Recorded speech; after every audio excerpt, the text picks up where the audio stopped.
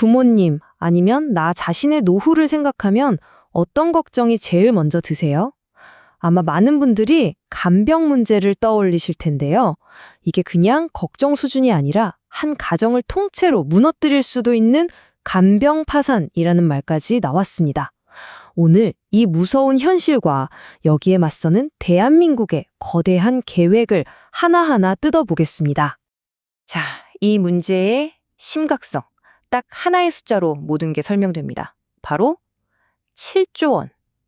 이게 대체 무슨 돈이냐면요.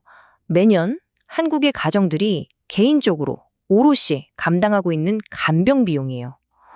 와, 정말 국가적 재난 수준이죠? 그러니까 이 7조 원이라는 게 그냥 숫자가 아닌 거예요. 많은 가정에선요, 사랑하는 가족이 아프다는 게 곧 우리 집이 파산한다는 선고나 마찬가지가 되는 그런 비극인 거죠. 한 사람이 아픈데 온 가족의 삶이 송두리째 흔들리는 것. 이게 바로 간병 파산의 진짜 무서운 얼굴입니다. 자, 그럼 이 막막한 상황을 해결하기 위해서 정부가 어떤 계획을 내놨을까요? 오늘 살펴볼 내용입니다. 먼저 7조 원이라는 현실부터 짚어보고요. 국가가 책임지겠다는 약속, 그리고 이걸 위해서 병원을 어떻게 뜯어 고칠 건지, 또 돌봄의 중심을 집으로 옮기는 계획은 뭔지, 그래서 과연 이 간병의 공포가 끝날 수 있을지, 이 순서대로 따라가 보겠습니다. 네, 그럼 첫 번째, 7조 원의 현실입니다. 아니 도대체 이 어마어마한 돈이 어디서 어떻게 쓰이고 있는 걸까요? 그 속을 한번 들여다보죠. 원인은 간단해요. 바로 이 매일매일 나가는 돈 때문입니다. 하루에 사적 간병인을 쓰면요. 보통 9만 원에서 10만 원이 들어요. 그럼 한 달이면 거의 300만 원이잖아요?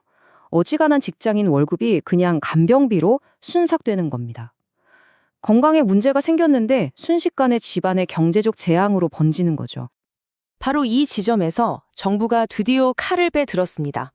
더 이상 가족에게만 맡겨둘 수 없다. 이 간병의 책임을 이제 국가가 지겠다. 바로 간병 국가 책임제를 약속한 겁니다. 이게 그냥 말로만 하는 약속이 아니에요.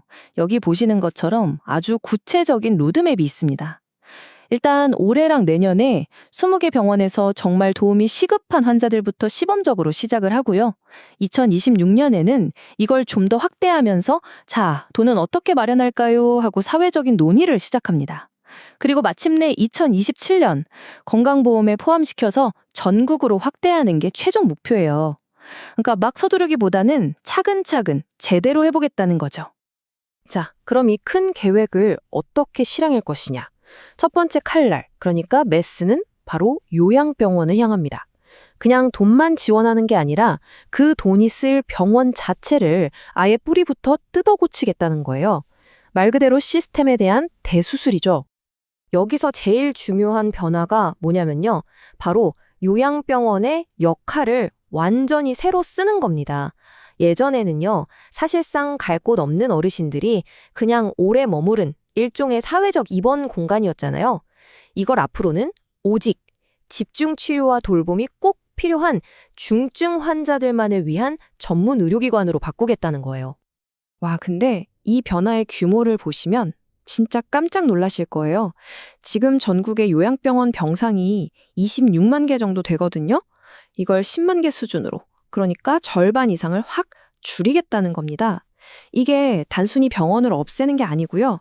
흩어져 있던 의료 자원들을 정말 필요한 환자에게 몰아주겠다. 바로 선택과 집중 전략인 거죠.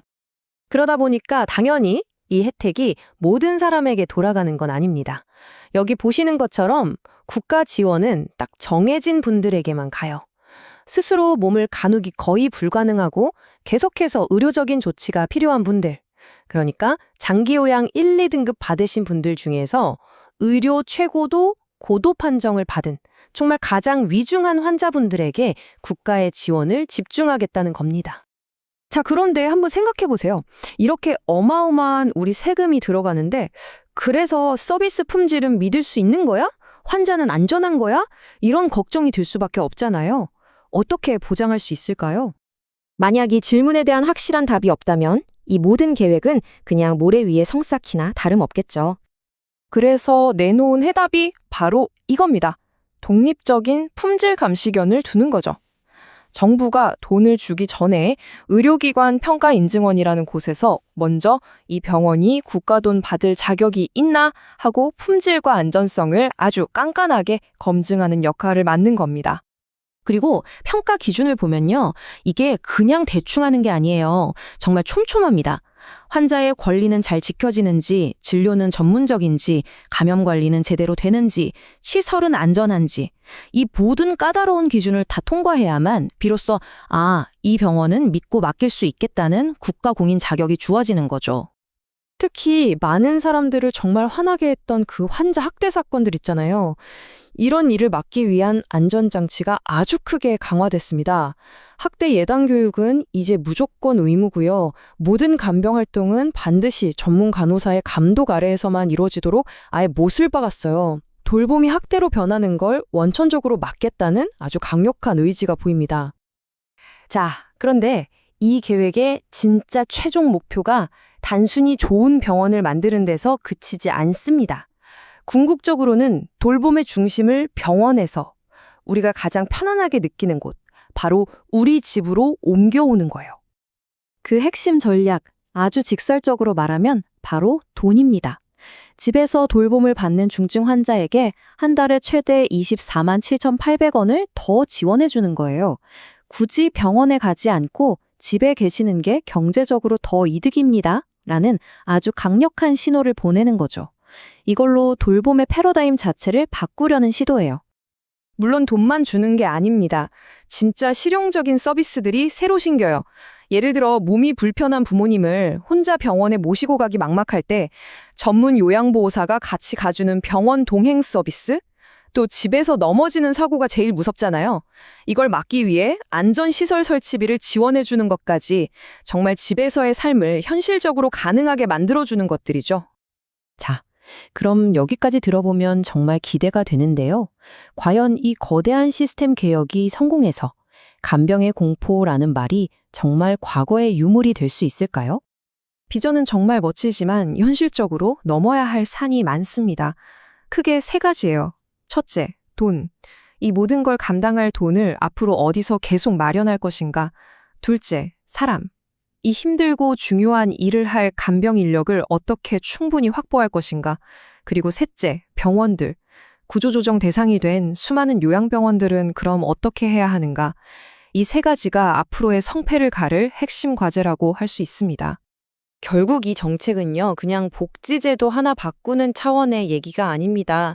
우리 사회가 노년의 존엄성이라는 질문에 어떻게 답할 것인가, 그리고 우리 다음 세대를 간병 파산이라는 끔찍한 공포에서 정말 해방시킬 수 있을 것인가에 대한 아주 거대한 사회적 실험인 셈이죠. 이 실험의 결과가 바로 우리 모두의 미래가 될 겁니다.